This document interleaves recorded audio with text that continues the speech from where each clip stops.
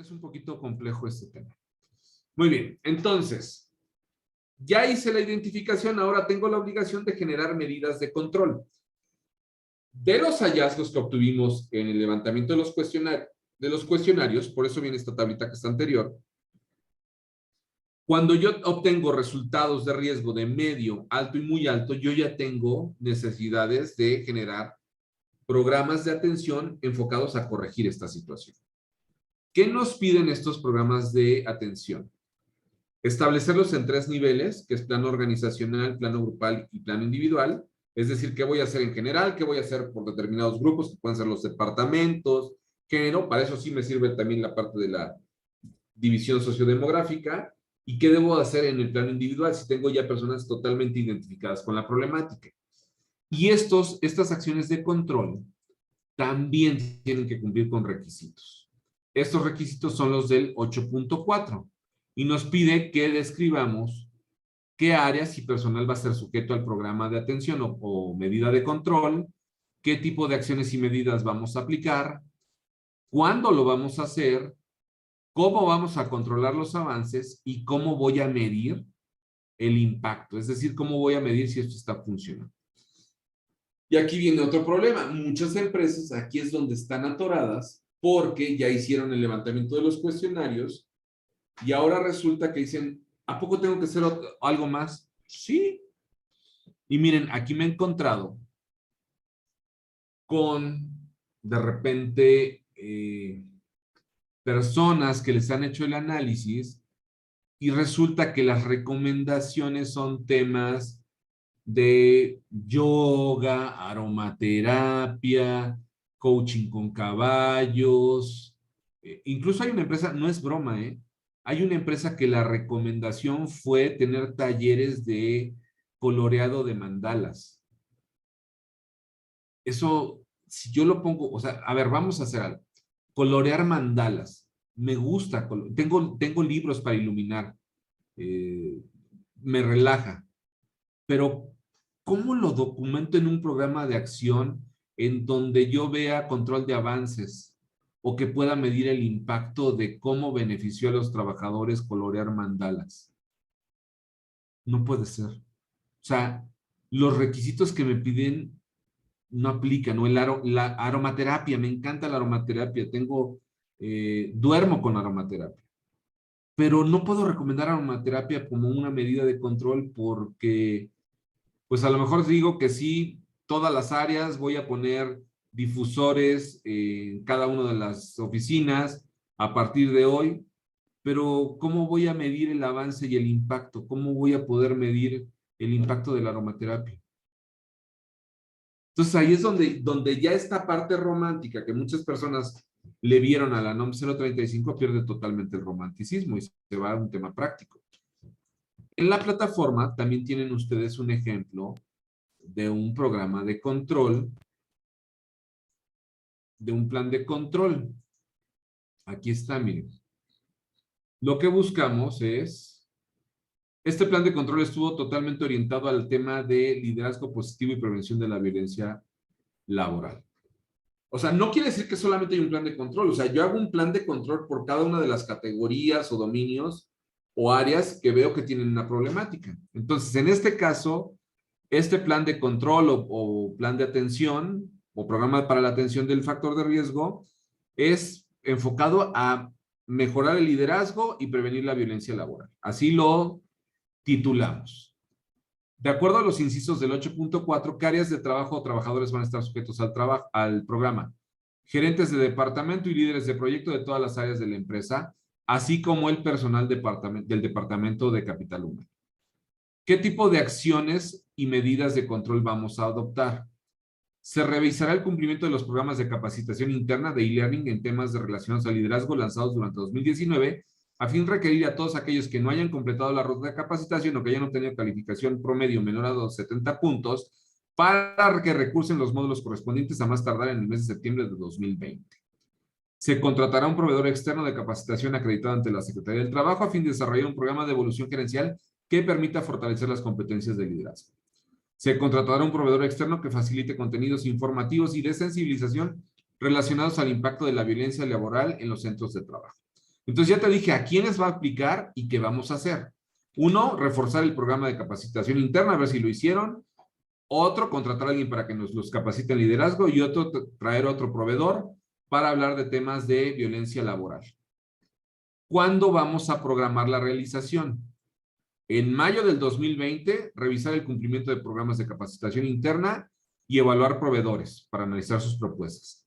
En junio, la campaña de comunicación para el relanzamiento de la capacitación interna y las sesiones informativas de sensibilización en violencia laboral. En julio, desarrollar las sesiones de capacitación del programa y en agosto, la presentación de proyectos finales derivados del programa de capacitación. ¿Se dan cuenta que eso yo como consultor no lo puedo inventar solo? Tengo que trabajar de la mano de la empresa para poder hacer estas recomendaciones. Entonces es un trabajo conjunto. ¿Cómo voy a controlar los avances?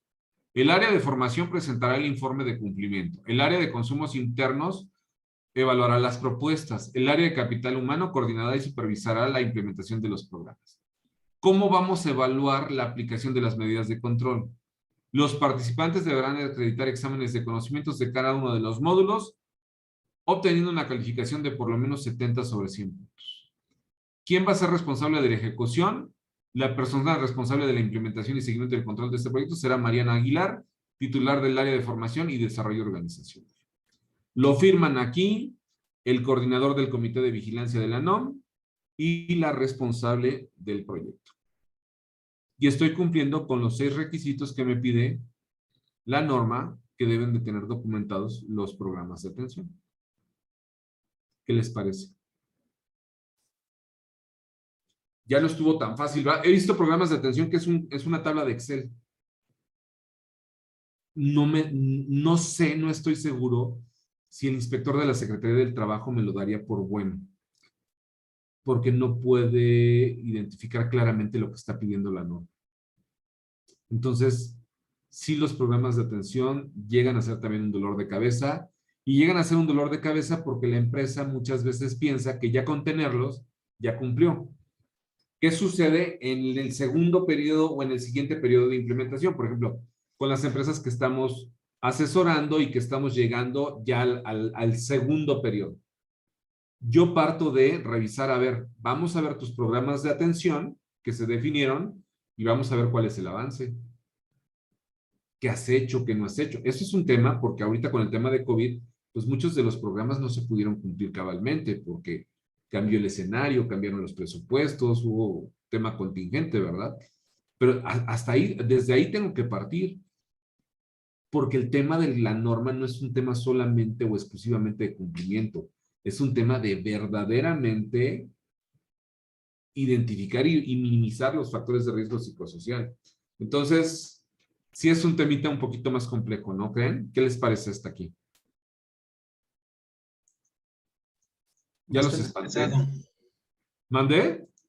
Bastante pesado. Sí. Súper complejo. Es un tema, miren, no es tan difícil, pero sí es complejo, o sea, no está tan fácil sobre todo en la primera vez, o sea, porque la norma, es lo que yo les digo, es mucho más que levantar los cuestionarios, o sea, si hay otros temas y pareciera que nos vamos por levantar los cuestionarios, pero el problema es que levantas los cuestionarios solamente estás cumpliendo una parte de las obligaciones. Esta norma es bastante, pero bastante amplia. Muy bien. ¿Dudas, preguntas hasta aquí? Yo tengo la incógnita de confusión y estrés respecto a cómo se conjuga con las 130 y la 100. Casi no te escucho, Carolina. Como ¿Ahí que... me oyen mejor? Ahí está, ahí sí está. Yo tengo la duda de cómo se armoniza con la 030 y la 019.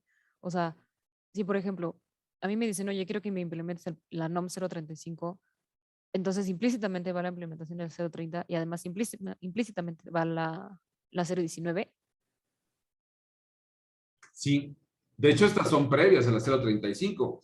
Que eso lo revisamos, me parece que en en la segunda sesión, que les decía, el arranque de la implementación para mí es verificar a ver cómo estás en el cumplimiento. A ver, muéstrame el diagnóstico de seguridad y salud de la 030, muéstrame el estado de tu comisión de seguridad e higiene, porque el que me contrate para la 035 no significa que me están contratando para la 030 y la 019. Yo sé que la deben de cumplir. Y entonces, como parte de mi implementación es, a ver, déjame ver tu diagnóstico de seguridad. ¿Qué es eso? Ah, no lo tienes. Lo podemos hacer. O sea, pero eso ya es un tema aparte. Oye, ¿cómo está tu comisión? Híjole, es que fíjate que sí tengo el acta de constitución, pero en realidad la gente que está en el acta ya ni siquiera trabaja en la empresa. Entonces ahí hay que regularizar las comisiones. Entonces, pues sí se convierte en un tema un poquito más complejo. Y en el momento en que te metes a la 030, a veces te das cuenta, pues que además de la 035 tienen que cumplir con otras 10 normas que no están cumpliendo. Pero entonces eso, o sea, ¿cómo va a funcionar? Porque pareciera el cuento de nunca acabar. Sí, mira, ¿qué sucede? O sea, si hablamos en términos prácticos, el nivel de incumplimiento o de ilegalidad en términos de seguridad y salud ocupacional es altísimo. O sea, es verdaderamente de locura.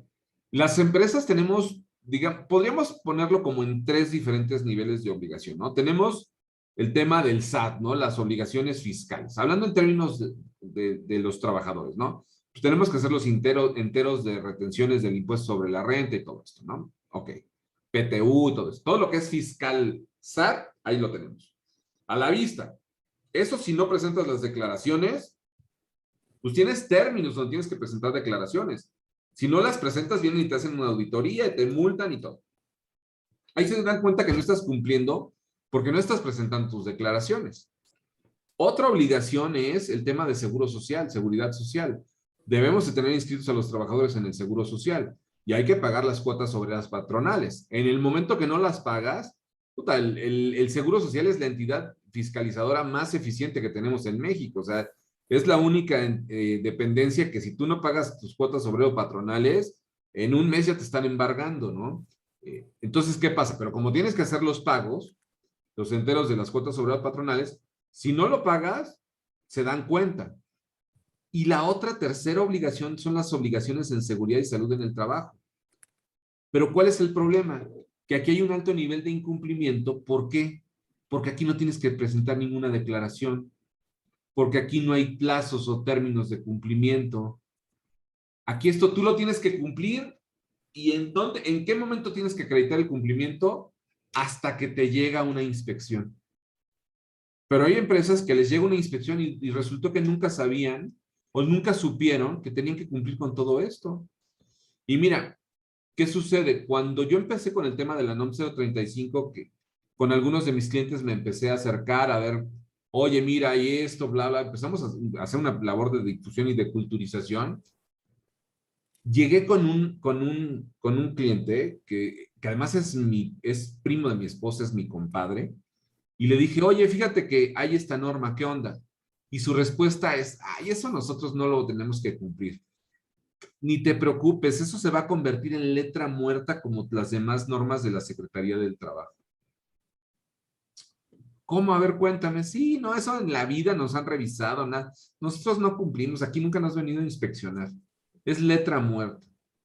Lamentablemente o afortunadamente, yo creo que afortunadamente, la NOM 035 no se convirtió en letra muerta. Al contrario, vino a resucitar las otras normas que habíamos perdido totalmente de visibilidad. Ahora, yo tuve incluso un evento que se llamó el fracaso de la NOM 035 porque hablábamos precisamente de esto. O sea, que en realidad la NOM 035, pues a veces es complicada de implementar porque partimos de escenarios en donde pues están verdaderamente complicadas las empresas, la situación con tema de COVID, pero afortunadamente hoy tenemos sobre la mesa este tema de los riesgos psicosociales. Entonces, pues de repente, como esta empresa donde fui, en la encuesta de clima laboral que levantamos, me decían, es que está muy oscura la planta. Ahí hay un tema de iluminación. Esta empresa no está cumpliendo con las normas de seguridad en iluminación. Pasé por las áreas de pintura, el personal traía un cubrebocas quirúrgico por tema de COVID, cuando en un área de pintura deberían tener mascarillas con determinadas características porque están inhalando solventes todo el día. pero que resulta que la autoridad laboral, se me cayó aquí, carece de los inspectores suficientes para supervisar esto. Entonces, ¿a quiénes supervisan? Pues a los que ya son los clientes de siempre, pero hay un gran número de empresas que en la vida han recibido una inspección y que lo peor del caso es que como nunca han recibido una inspección, ni siquiera tienen en la mente que existen estas obligaciones. Y en los términos de las obligaciones patronales, artículo 132 de la Ley Federal del Trabajo, es el inciso 1, es la fracción 1, la que habla de cumplir con, creo que es la 1, si no, ahorita, si no es la 1, es la 2, que habla de estas obligaciones de seguridad y salud en el trabajo. Entonces, sí hay todo un tema ahí de ilegalidad y que lamentablemente pues mucha gente no se ha metido en eso, porque quienes se dedican a seguridad industrial normalmente solamente lo ven en el plano industrial. Y son todos los centros de trabajo, seamos empresas comerciales, de servicios, todos estamos obligados a cumplirlo. Entonces, sí nos ha servido para darnos cuenta que tenemos vacíos bien importantes. Incluso ya se ve reflejado en el tema operativo. Ahorita con el tema de COVID, cuando las empresas hicieron el censo de las personas que tenían comorbilidades, se dieron cuenta que de repente había empresas del 70% de las personas eran población de riesgo por edad, por diabetes, por hipertensión, por obesidad. Y entonces imagínate una empresa que el 70% de su población es población de riesgo, pues quiere decir que no estamos cumpliendo con las obligaciones de promoción de la salud, que también es un tema que tenemos que cumplir. Entonces, ojo, como no nos lo revisan, entonces caemos en la ilegalidad. Es ese semáforo que todo mundo se pasa porque no hay policía. Entonces, es complicado, ¿eh?